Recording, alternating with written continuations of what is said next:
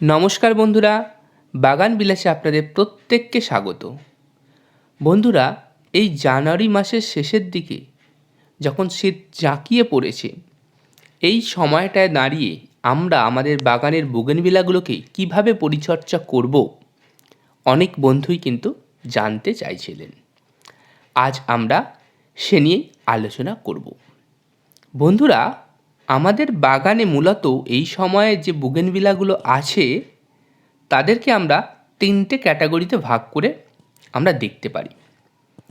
বেশ কিছু গাছ আছে একেবারে ফুল ব্লুমিং অবস্থায় আছে, প্রচুর ব্লুমিং করছে। আবার কিছু গাছের ফুল শেষের দিকে, অর্থাৎ আগে শুরু করেছিল ফ্লাওয়ারিংটা, এবার ফুলগুলো নষ্ট হতে শুরু করেছে। আবার বেশ কিছু এমন গাছও আছে যেগুলোতে সবে কুড়ি এসেছে, অর্থাৎ বাডস এই আসছে, আস্তে আস্তে ফ্লাওয়ারিং করবে। তো এই তিন ধরনের গাছের কখনোই একটা জেনারেল কেয়ার হতে পারে না। বন্ধুরা, প্রত্যেকটা ক্যাটাগরিতেই আলাদা আলাদা করে আপনাকে কিন্তু গাছগুলোকে পরিচর্যা করতে হবে, যেটা আপনারা করে থাকেন। এটা ইউজুয়ালি আপনারা প্রত্যেকেই দেখেন এবং সেইভাবেই আপনারা বাগানটাকে সাজান। এবার বন্ধুরা, আমাদের কিন্তু এই শীতেতে আমরা প্রচুর ফ্লাওয়ারিং পেয়েছি প্রত্যেকের গাছেই। অনেকের গাছে আগে থেকে শুরু হয়েছে, এই সময়টা আস্তে আস্তে শেষের দিকে চলে এসছে। এবার তাদেরকে নেক্সট ফ্লাওয়ারিং, অর্থাৎ সেকেন্ড ফ্লাস যে ফুলটা আসে, যেটা ফেব্রুয়ারি বা মার্চের দিকে আসে, অর্থাৎ বসন্তের ফুলটা, যেটা বেস্ট ফ্লাওয়ারিং, অর্থাৎ এই শীতের থেকেও যেটা বেশি ফুল একসাথে আসে এবং প্রচুর প্রচুর কালারে ভরে যায় আমাদের বাগান, সেই ফ্লাওয়ার্সটা নেওয়ার জন্য আমরা এই গাছগুলোকে প্রিপেয়ার করব। তাই অবশ্যই ভিডিওটা শেষ পর্যন্ত দেখবেন, স্কিপ না করে। বন্ধুরা, প্রথমেই আমরা আসবো যে ফুল ব্লুমিং অবস্থায় গাছগুলো আছে, এই গাছগুলোকে আমরা ডিস্টার্ব করব না। এই গাছে এই মুহূর্তে আর খাবারের কোনো প্রয়োজন নেই, তাই আমরা অতিরিক্ত খাবার দেব না। শুধুমাত্র জল ব্যবস্থাপনা করব, যতটুকু জল প্রয়োজন মেপে মেপে আমরা জল দেব, যাতে ফুলগুলো অনেক দিন পর্যন্ত গাছে থাকে, আমাদের বাগানের শোভা বর্ধন করতে পারে। আমরা বেশি জল দেব না, মাটির ভিজে রাখবো না, অর্থাৎ টপ সয়েলটা সবসময় শুকনো থাকবে, কিন্তু টবেতে অবশ্যই জল থাকবে, জলের অভাবও কিন্তু হবে না। সেই মতো আমরা একদিন ছাড়া অল্প অল্প জল দিতে পারি। এর ফলে গাছগুলো কিন্তু অনেক দিন পর্যন্ত ফুলগুলোকে লাস্টিং করাবে। তবে দেখতে হবে যে বৃষ্টিতে কোনোভাবে যা ভেজে, তাহলেই কিন্তু এই ফুলগুলো ঝরে যাবে। তাই ঝরে যাওয়া রোধ করতে গেলে আপনাকে ময়েশ্চারটা কন্ট্রোল করতে হবে, একই রকম রাখার চেষ্টা করতে হবে। এটা গেল ফুল ব্লুমিং অবস্থায় যাদের গাছগুলো আছে। এবার বন্ধুরা, যাদের গাছগুলোর অনেক আগে থেকেই ব্লুমিং শুরু করে দিয়েছে এবং শেষের দিকে, অর্থাৎ ফুলগুলো নষ্ট হতে শুরু করেছে, কিছু ফল নষ্ট হয়ে গেছে, কিছু ফুল নষ্টের দিকে, এবার আমাদেরকে কিন্তু সেকেন্ড ফ্লাসের জন্য গাছটাকে প্রস্তুত করতে হবে। বন্ধুরা, এই সময় দাঁড়িয়ে আমরা যদি শেষের দিকে চলে আসে ফুলগুলো, তাহলে প্রথমেই যেটা আমাদের করতে হবে, সমস্ত শুকনো ফুল এবং যে ফুলগুলো আধ ফোটা বা অল্প শুকনোর দিকে যাচ্ছে সবগুলোই ছিঁড়ে ফেলতে হবে।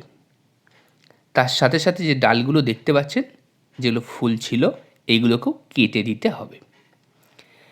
এগুলোকে কেটে দিলে গাছের এনার্জি নষ্ট হবে না, আবার সে ফুল এনার্জি দিয়ে সেকেন্ড ফ্লাস করবে। এবার বন্ধুরা, আমরা প্রথমেই কেটে দেওয়ার পর এবার ভালো করে একটা ফাঙ্গিসাইড দিয়ে দেবো, যাতে কোনো রকম ইনফেকশান না হয়। আমরা গাছের গোড়াতেও দিতে পারি এবং ভালো করে স্প্রে করে দিতে পারি। এটা দিয়ে দিলে ভবিষ্যতে গাছগুলো কিন্তু সুরক্ষিত থাকবে। বন্ধুরা, এই অবস্থাটা গাছগুলো আসার পর আমরা যেটা করব, সেটা গাছেদের খাবার দিতে হবে। হ্যাঁ বন্ধুরা, আমরা শুধুমাত্র জৈব খাবারের ওপর নির্ভর করব না, কারণ খুব কম সময়ের মধ্যে, অল্প সময়ের মধ্যেই আমাদেরকে আবার সেকেন্ড ফ্লাসটা আনতে হবে। তাই জৈব খাবার দিলে সেই জৈব খাবার ডিকম্পোজ হয়ে গাছের খাবার উপযোগী হতে যে সময়টা লাগবে, সেই সময়টা আমরা এখন দিতে পারবো না। তাই আমাদের রাসায়নিক সার কিন্তু প্রয়োগ করতে হবে।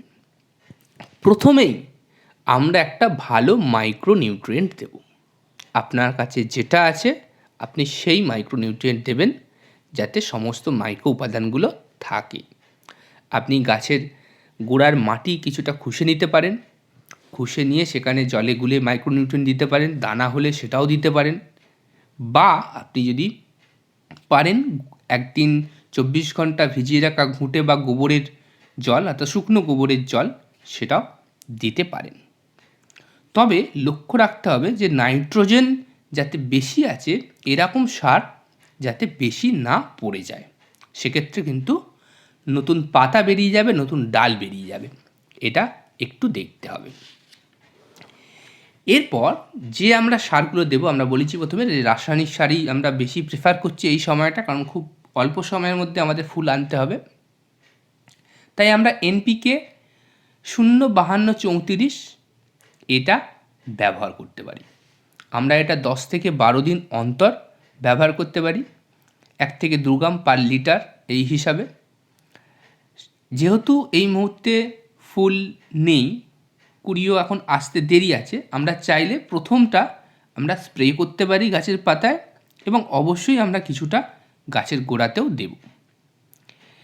এরপরে আমরা দেব 0050। এটা আমরা 15 দিন অন্তর এই গাছেতে দেব। এটাও 2 গ্রাম পার লিটার। এটা জলে গুলে মাটিতে দেওয়াই ভালো। চাইলে আপনি প্রথমটা স্প্রেও করতে পারেন। স্প্রে করতে আমি বারণ করি এই কারণেই, কোনো কারণে যদি ডোজের কম বেশি হয়, কারণ সবার কাছে তো আর মাপনি থাকে না, তো সেক্ষেত্রে গাছের পাতাগুলো পুড়ে নষ্ট হয়ে যেতে পারে, সেক্ষেত্রে আপনার গাছই কিন্তু অ্যাফেক্টেড হবে। এরপরে আমরা অল্প এপসাম সল্ট দিয়ে দেব। অর্থাৎ এই যে আমরা সারগুলো দিচ্ছি এর পাশাপাশি এর মাঝে মাঝে দুটো যে এনপিকে দিলাম এর মাঝে আমরা এপসাম সল্ট অল্প দিয়ে দেব।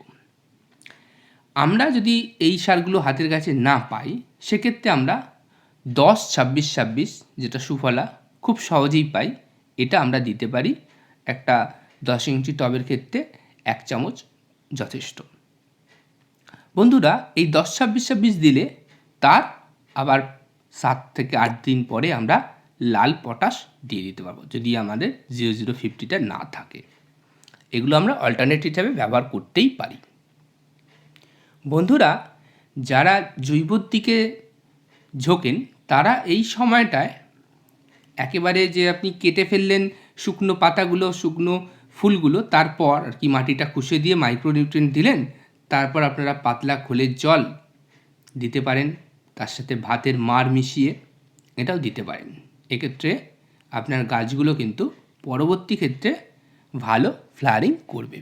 তবে এই জৈব সার যদি আপনি এগুলো দেন, খোল পচা বা ভাতের মাড়, এটা দেওয়ার 3 থেকে 4 দিন পর আপনি রাসায়নিক সার দেবেন। বন্ধুরা, যখনই এবার ফুল আসতে শুরু করবে সেকেন্ড ফ্লাসের, সেই সময় এসে আমরা কিন্তু শুধুমাত্র 0050টাই দেব। তাও আমরা ওই 8 থেকে 10 দিন গ্যাপেতে আমরা দেব, এবং ফুলটা ফোটার আগে মুহূর্ত পর্যন্ত দেব, তারপর বন্ধ করে দেব। এটা আমরা এই যদি অনুপাতে আমরা চলি, আমাদের গাছে আবার প্রচুর প্রচুর ফুল কিন্তু আসবে। এবার বন্ধুরা আমরা আসব যাদের গাছে সবেমাত্র ফুল আসতে শুরু করেছে। তারা এই সময় কি করবেন? তারা এই সময় যাদের সবেমাত্র ফুল আসছে, শুধুমাত্র ওই 0050 বা লাল পটাশ এটা একবার ব্যবহার করবেন।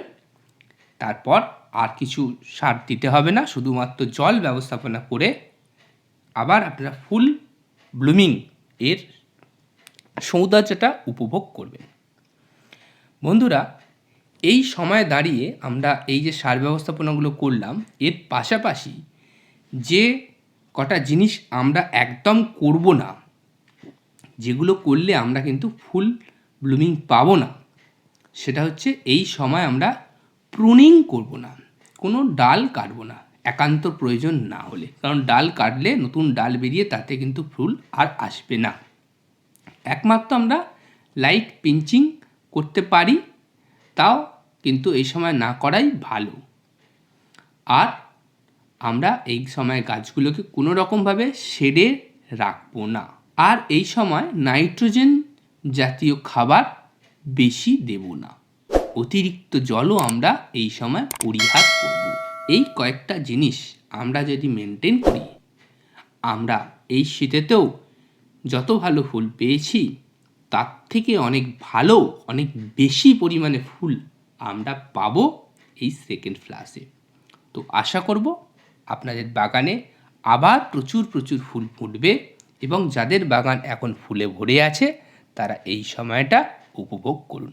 ভালো থাকবেন, নমস্কার।